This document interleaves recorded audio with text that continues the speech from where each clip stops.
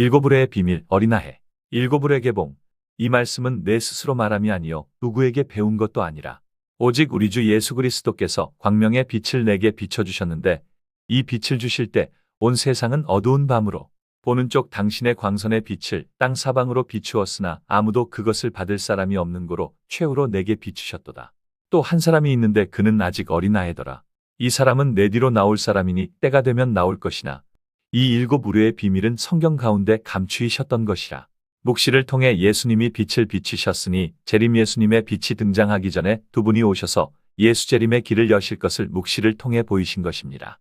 재림 예수님이 오시기 위해선 첫 번째, 초림의 사역 37년이 남아있으니 완성하기 전에는 재림이 있을 수 없으며 초림 때 세워놓으신 죄사함의 약속, 유월절 진리 역시 사라져 죄사함 없는 영생의 축복 역시 주실 수 없는 것입니다. 두 번째는 예수님은 반드시 여자의 자손으로 오실 것으로 예언이 되었으며 뱀과 여자의 자손과 원수가 되게 하신 에덴의 역사는 창세전부터 정해진 것이며 예수님은 반드시 여자의 자손으로 오셔서 사단의 머리를 상하게 할 것이라는 예언을 이루셔야 되는 것입니다. 여자의 후손으로 오신 예수님께서 십자가에서 승리하신 후 하늘장자 총회에 참석하고 있던 사단의 직위를 박탈하고 땅으로 내어 쫓으셨던 것입니다. 이 땅은 하늘의 것의 모형과 그림자며 전에 한 일을 다시 할지라 하신 말씀과 하늘에서 이룬 것이 땅에서도 이루어진다는 말씀대로 이 땅에서도 하늘에서 했던 그대로 하늘 예루살렘 중앙의 장자들의 총회장으로 참석하고 있는 것입니다. 독생자 이상 예수님의 자리를 대신 차지해 자신의 보좌를 더욱 높이려고 안상홍님 진리 마음대로 변개하는 계명성 총회장을 여자의 자손 재림 예수님께서 오셔서 빼앗겼던 나라를 다시 찾아주시고 완전한 승리를 거두시게 되는 것입니다. 이 모든 예언을 이루시기 위해 반드시 예수님은 여자의 자손으로 오시는 것입니다.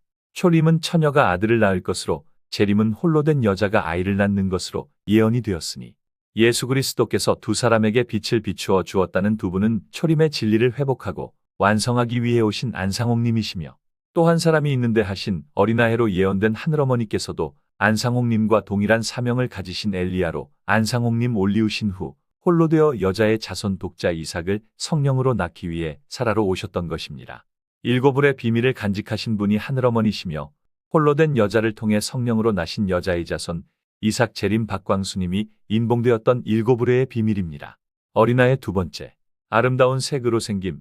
한날 사슴이 보이더니 벼랑간 땅에 떨어짐에 어떤 흰옷 입은 사람이 그 사슴을 안아봤더니 나를 주길래 나도 받아 생각하기를 거저 받았으니 그저 주어야 하리라 하고 다른 사람에게 주었더니 그것이 어린아이가 되어 내 앞으로 와서 걸어가고 나는 그 뒤를 따라가는데 하늘 구름 위에서 인자와 같은 이가 광선같이 밝은 빗줄기를 땅에 비출 때에 땅은 사방이 캄캄한 흑암중이 되어 그 빛은 사방으로 비추었으나 한 사람도 그 빛에 반사된 사람이 없으므로 나중에 나 있는 곳으로 돌려 그 아해와 나를 비추어 주시더라. 안상홍님께서 첫 번째 보신 묵시와 동일한 계시의 내용이지만 어린아이에 대해 좀 더 자세한 내용의 계시를 증거해 주셨습니다.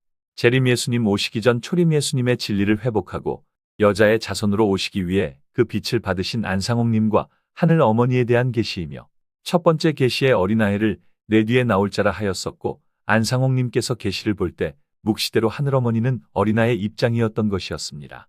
그런데 안상홍님 뒤에 나오셔서는 앞서 걸어가고 나는 그 뒤를 따라가는데 하신 계시 내용이 바로 일곱 의뢰의 비밀인 것입니다. 분명 계시 속에는 안상홍님 이후에 등장해 앞서 걸어가신 분은 하늘어머니로서 현실은 아버지 뒤에 등장하셨고 아버지께서 세우셨는데 앞서 걸어갔다는 예언은 안상홍님 남기신 말씀 중 나는 어머니를 따름이란 말씀과 짝을 연결해보면 비밀을 알 수 있습니다. 어머니라 함은 자녀가 부르는 호칭을 말합니다.